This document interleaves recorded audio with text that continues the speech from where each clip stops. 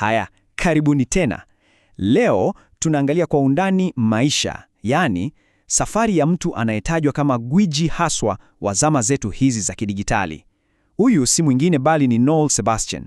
Na hadithi yake, inavuka kabisa mipaka ya teknolojia, inagusa pale pale kwenye kiini cha ubinadamu wetu. Sikiliza kauli hii. Maono hayako kwenye macho pekee, bali yanaenea hadi kwenye akili na roho. Yaani, hapa ndipo hasa unapopata picha kamili ya falsafa yake. Hii kauli inaonyesha jinsi anavyoamini katika kuunganisha teknolojia na uelewa wa kina kabisa wa sisi binadamu. Sasa, hebu tuone jinsi anavyofanya hivi kiuhalisia. Okay, sasa tujiulize, huyu Noel Sebastian ni nani hasa na ni kitu gani kinachomfanya awe wa kipekee kiasi hiki? Unajua, kwa nini anaitwa mtu wa zama za mwamuko kwenye ulimwengu huu mkubwa wa akili mnemba, yani AI? Sasa, safari yake haikuanzia kule kwenye ofisi zile kubwa za Silicon Valley, la hasha. Chanzo kabisa ni hapa hapa kwetu Tanzania. Fikiria, ndani ya kumbi za mihadhara ya chuo cha tiba. Hapo ndipo cheche ya wazo lake kuu ilipowaka. Kukulia hapa Tanzania kulimpa Noel vitu viwili muhimu sana. Kwanza, huruma kwa watu, na pili, ile shauku ya kutafuta majibu mapya, yani ubunifu. Na ni vitu hivi viwili haswa ndivyo vilivyompeleka kusomea udaktari pale KCMC. Sasa, akiwa pale KCMC, akili yake ikafunguka, akapata wazo muhimu sana. Aligundua kuwa, kumbe, tiba na teknolojia sio vitu viwili tofauti. Hapana, ni kama washirika wawili wanaweza kufanya kazi pamoja kuleta mabadiliko makubwa sana. Yaani, lengo ni moja tu. Okay, sasa kutoka kwenye wazo hadi kwenye uhalisia. Ilikuwaje? Alianza safari ya kubuni zana ambazo zingeweza kutimiza yale maono yake. Na hapa ndipo tunakutana na ubunifu wake mkuu kabisa, unaoitwa Nobe AI. Sasa sikiliza, hii Nobe AI sio tu programu ya kawaida ya AI unayoijua. Imeundwa ikiwa na lengo maalum kabisa, kuvunja vizuizi. Hasa kwa ndugu zetu wenye ulemavu wa kuona, inawapa uwezo wa kupata taarifa kiurahisi, na sio hivyo tu, hata kushiriki kwenye majadiliano kama mtu mwingine yoyote. Na hapa sasa ndipo utaona tofauti yake kubwa. Fikiria hivi, AI nyingi ni kama maktaba. Unakwenda, unauliza swali, unapata jibu, mwisho. Lakini Nobe AI, hii ni tofauti. Imeundwa kuwa kama mshirika wako, msaidizi anayekushika mkono, anakusaidia kuchunguza na kuelewa jambo kwa undani zaidi. Ni zaidi ya kutoa majibu tu. Na ubunifu wake haukuishia hapo. Pamoja na Nobe AI, alikuja pia na kitu kinaitwa mfumo wa hali. Hii ni teknolojia nyingine muhimu sana ambayo inamilikiwa na kampuni yake hapa Tanzania. Hii inaonyesha jinsi kazi zake zinavyoendelea kukua. Basi, baada ya hapo, akapiga hatua nyingine kubwa zaidi. Akatengeneza Nobe Vision.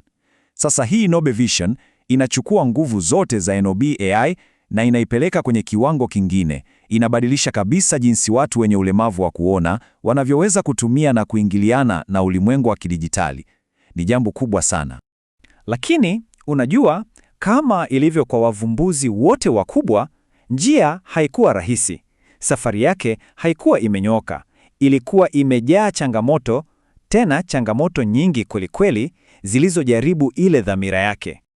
Yaani, alikumbana na vile vikwazo vya kawaida lakini vikubwa. Kwanza, uhaba wa fedha. Pili, changamoto za miundombinu yetu. Unajua, kufanya teknolojia za kisasa zifanye kazi hapa inaweza kuwa ngumu. Na tatu, ile changamoto ya sisi wabunifu wa Kiafrika kupata kutambuliwa kimataifa. Lakini, pamoja na yote hayo, hakukata tamaa hata kidogo.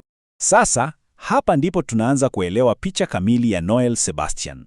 Umahiri wake sio tu kuandika code za kompyuta. La, unaenda mbali zaidi ya hapo. Unagusa kwenye falsafa, unagusa kwenye sanaa, na muhimu zaidi, unagusa kwenye kuwainua wengine. Fikiria hivi, kama mwanafalsafa alitengeneza misingi ya jinsi binadamu na AI wanaweza kushirikiana kimaadili. Kama mwelekezi alianzisha Nobe Group, jukwaa la kuwainua wabunifu wachanga. Kama mtafiti, ameshiriki maarifa yake kupitia machapusho mbalimbali. Na kama msanii, hapa sasa, ni mwimbaji mwenye kipaji anayetumia muziki kuelezea ubunifu wake. Yaani, pande zote. Na jadwali hili linaonyesha vizuri kabisa picha nzima.